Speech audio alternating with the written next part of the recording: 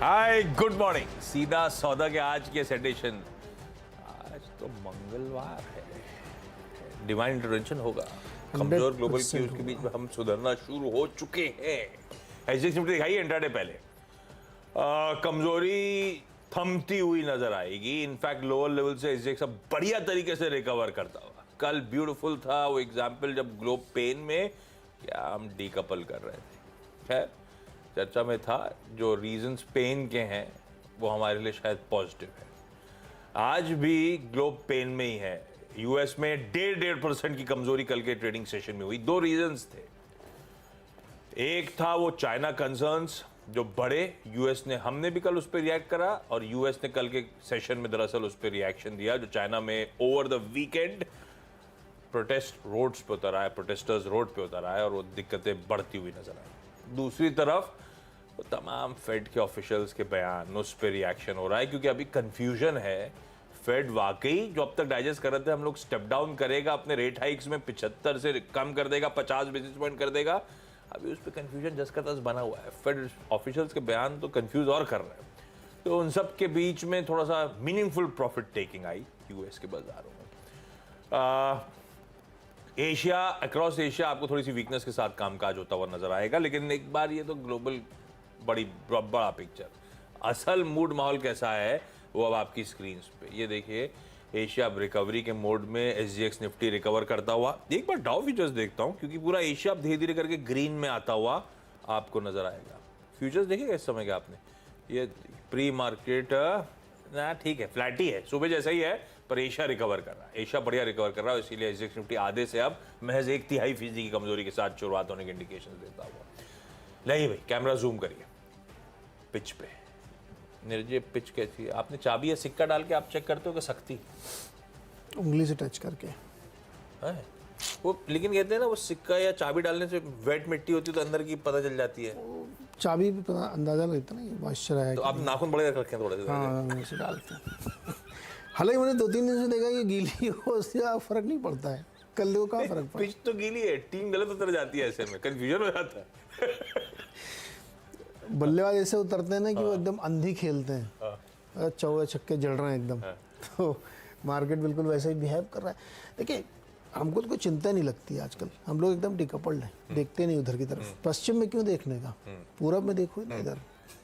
पूरा उनकी समस्या हमारी फायदा। कमोडिटी प्राइसेस नीचे आएंगे, क्रूड नीचे आ रहा है, सब नीचे आ रहा है, उससे हमको फायदा हो रहा है। अच्छी बात ये कल यूएस मार्केट में थोड़ा करेक्शन हुआ तो इससे लगा कि लोग अंधा पैसा नहीं बना रहे हैं, सोच समझ के बना रहे हैं और कमा भी रहे हैं। बेचोगे तभी तो कमाओगे। कल इस पर बहुत चर्चा चल रही थी, ये सब बचाते रहोगे तो खाओगे कब। तो कमाना भी ज़रूरी है। तो कल यूएस मार्केट में वैसे ही कमाई हुई है। कारण उसमें वही थे कि लोगों ने थोड़ा सा डरा दिया कि फेड वाले 2 अधिकारी आए। बुलाट साहब को तो पता नहीं, मतलब उनको मज़ा आता है जैसे लग रहा है ना। अब कहीं स्पीच ले नहीं गए तो टीवी का इंटरव्यू देंगे हम और उसमें बोलेंगे जाके। तो इन लोगों ने कल बोला कि हॉकिश पॉलिसी रहेगी। तो और उसके बाद करेला नींद चढ़ा, इधर चाइना से आ गया खबर कि वहाँ पे शक्ति का प्रयोग हो रहा है। पूरे देश में जो प्रदर्शन हो रहे हैं उसको और सख्ती से दबाने की कोशिश हो रही है। तो उससे क्या होगा कि एक बार फिर से सप्लाई डिसरप्शन आ सकता है। उसकी वजह से मार्केट में थोड़ा सा एक चिंता हुई और वो नीचे आ गया। लेकिन कोई ऐसी घबराने डरा कोई चिंता की बात नहीं। ये सब नॉर्मल मामूली करेक्शंस हैं और इससे बाज़ार अपना तेज़ी से उभरेगा। जैसे कल उभरा था वैसे ही आज भी उभरेगा। और आज भी मेरी टीम में सब बाई की साइड में ही है, सेल को कोई मिल ही नहीं रहा था मुझे। तो हमने सब बाई टीम रख ली। जैसा दिन वैसा है। आज मंगलवार है तो एकदम सॉलिड तेजी। एक रिसर्च करनी चाहिए हमको आपको कि जितने 52 हफ्ते के 52 मंगलवार निकालो और देखो उसमें कितने मंगलवार नहीं तो हमारे जो टिकर के टोंग साहब हैं उन्होंने एक बार कई सारे मंगलवार का रिसर्च अपडेट करके भेजी थी। एक्चुअली स्टेटेड ट्रुथ है। उन्होंने फिर मारुति की करी। आपने मारुति रखा टीम में? जब मंगलवार में इतना त्रस दे रहे हो तो मारुति सुजुकी रखा? गिरता नहीं यार कभी। जय भारत मारुति रखा ना, तो फिर कैसे मंगलवार सेलिब्रेट कर रहा है? हमने पूरी टीम ही मंगलवार के नाम पे बना दी है। तो उसमें जय भारत क्यों रखना? टुंग ने दरअसल एक बार भेजा था, टुंगनाथ है वो, उन्होंने मारुति की हम लोग क्योंकि मंगलवार मंगल मारुति, तो मारुति का वाकई surprisingly out performance number of days Tuesday को बहुत अच्छा आउट परफॉर्मेंस दिखा चुका कई बार। ठीक है, लेकिन ये सब ऐसे ही मस्ती के लिए। आज के लिए कोर बातें। अब उसमें मैंने थोड़ा मिक्स रख दिया है, ऐसा नहीं कि कैरेड अवे सबका सब ग्रीन। अब आप वॉच आउट करिएगा स्क्रीन को, उसके बाद डिसाइड करिएगा। ये पहला स्टॉक जो है ना थोड़ा सा इन्फोसिस रेड में रखा, लेकिन आईटी की टेलविंड स्ट्रॉन्ग। तो अगर वो थोड़ा सा आज पॉज का दिन हो गया तो बात अलग। कल वो इंडिकेशंस आए जब बाजार अच्छे उच्चतम स्तरों पे खड़ा था, इन्फी वीकनेस के साथ ट्रेड कर रहा था। और ओवरनाइट क्यूज में चाइना के साथ साथ बड़ा तड़का लग रहा है कि फेड की हॉकिशनेस का। फेड प्रेसिडेंट्स के जो बयान आ रहे हैं या स्पीचेस दे रहे हैं, सबके सब अब एक वॉइस में कंसर्न्स हाईलाइट कर रहे हैं इन्फ्लेशन रिलेटेड, और कह रहे हैं शायद बड़े ऊंची दरें अभी और लिंगर ऑन करेंगी। वो खैर डिटेल में जब 8 बजे आऊँगा तो इंडिविजुअल बयानों पे फोकस कर लिया जाएगा, लेकिन वो थोड़े से कंसर्न्स माउंट होते हुए और उस बीच आप देख रहे हैं थोड़ा सा पस्त पड़ता हुआ। लेकिन आईटी की टेलविंड स्ट्रांग है, अंडर परफॉर्मिंग पॉकेट है। प्रीवियस पीक से इस पीक के बीच की कहानी देख लें आप, मतलब प्रीवियस मतलब सितंबर में 2021 में वो पीक थी और अब हमने कल रिकॉर्ड उच्चतम स्तर वापस उस पीक को बाईपास कर दिया। तो आईटी एक रैंक अंडर परफॉर्मिंग पॉकेट है, तो इसीलिए वो अंडर परफॉर्मिंग पॉकेट में कंफर्ट आ रहा है लोगों का, इसीलिए थोड़ा बहुत बाइंग के इंस्टेंसेस नजर आएंगे। लेकिन मैं आज रेड लेके चल रहा हूँ, पर स्क्रीन को वॉच आउट करने की जरूरत है। दूसरा अच्छे आउट परफॉर्मेंस में कल तो खैर लार्जली रिलायंस इंडस्ट्रीज था, उसने गजब की इनिंग खेली और इसीलिए आपने देखा इस तरह का मार्केट्स में रिकॉर्ड उच्चतम स्तर आसानी से बड़ी आराम से हम ब्रीच करते हुए नजर आए थे।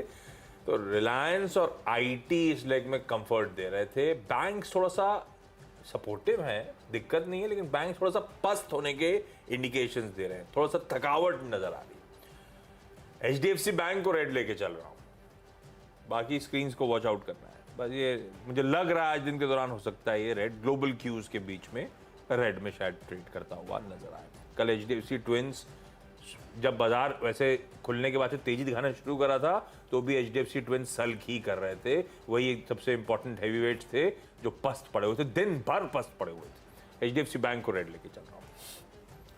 अगले दो स्टॉक जो रेड में हैं वो लार्ज ट्रेड्स हैं। आइनॉक्स ग्रीन एनर्जी सर्विसेज, हालांकि जब पिछली बार मैंने बताया था कि लिस्टिंग के डे 1 में कई सारे मार्की प्लेयर्स जिन्होंने क्यूआईबी में सब्सक्रिप्शंस करे थे सब एग्जिट हुए थे, पर उस दिन वो स्टॉक ग्रीन में बंद हो गया था। तो नॉट नेसेसरली रेड में ही रहे, लेकिन खबर ऐसी है कि रेड रख रहा हूं मैं इसको। फिर से एक एग्जिट हुआ।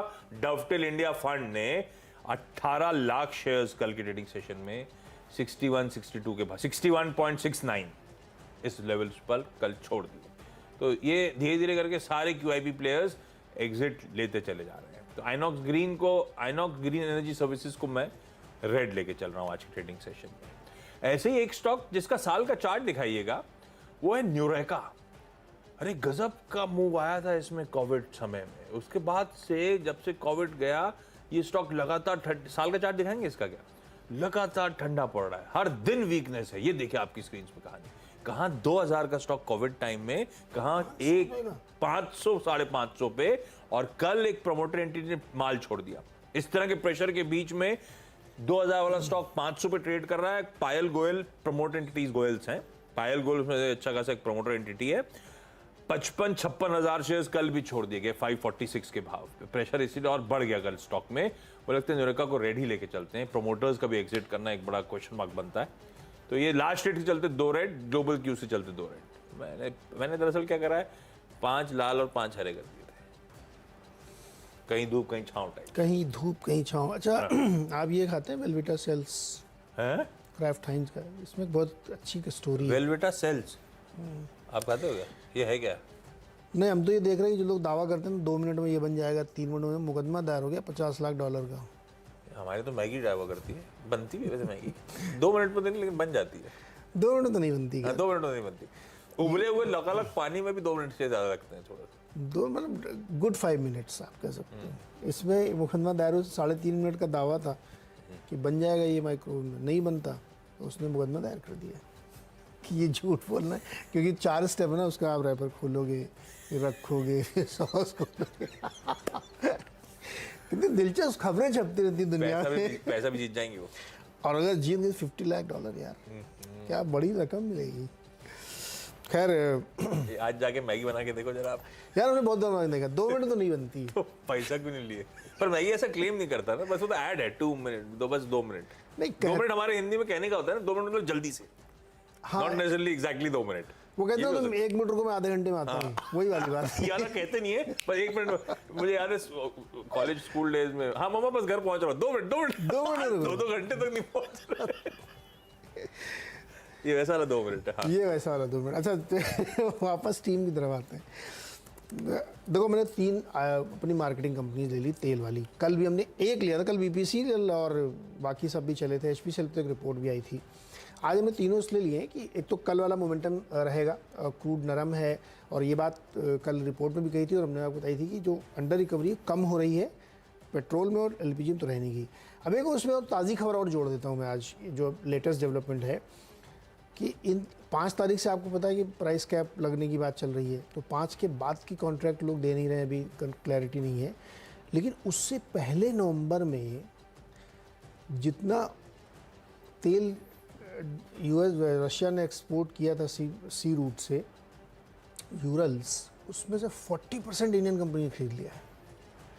आप सोचिए कितनी बड़ी मात्रा उन्होंने पहले ही ब्लॉक कर ली नवंबर में।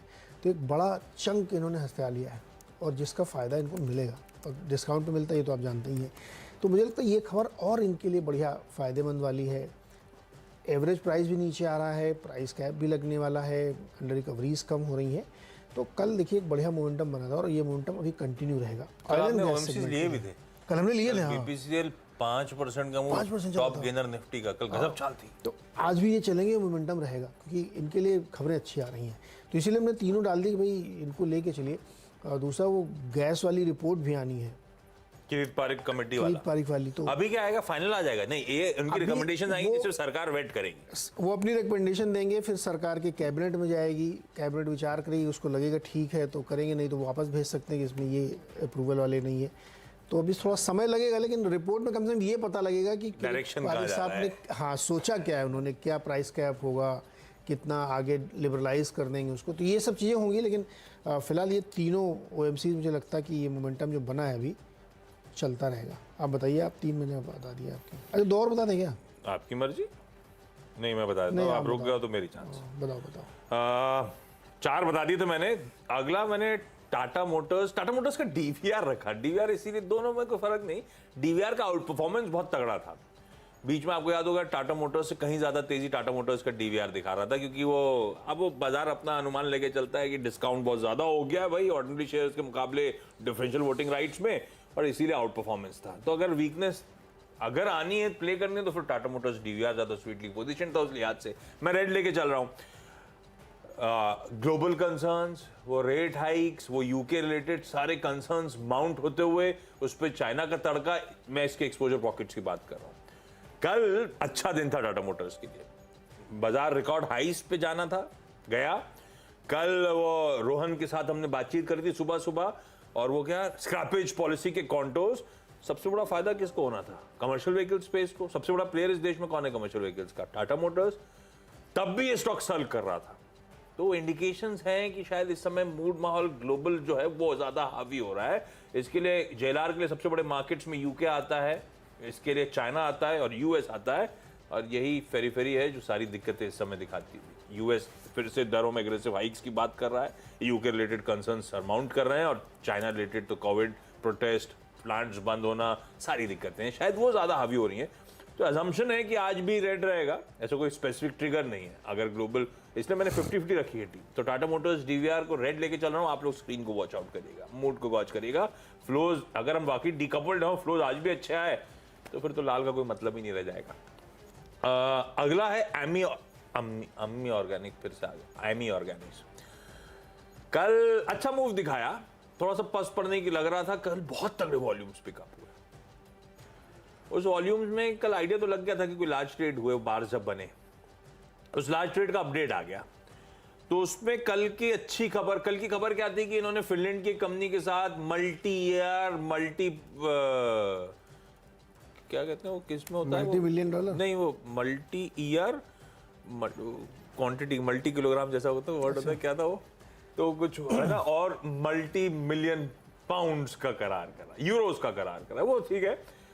2024 अच्छी खबरों के बीच में एमी चला, पर वो लार्ज ट्रेड्स हुए, तब वो कौन एग्जिट करके क्वेश्चन मार्क था। एग्जिट हुआ है स्मॉल कैप वर्ल्ड फंड का, 12,72,000 शेयर्स इन्होंने कल की उस तेजी में बेच दिए।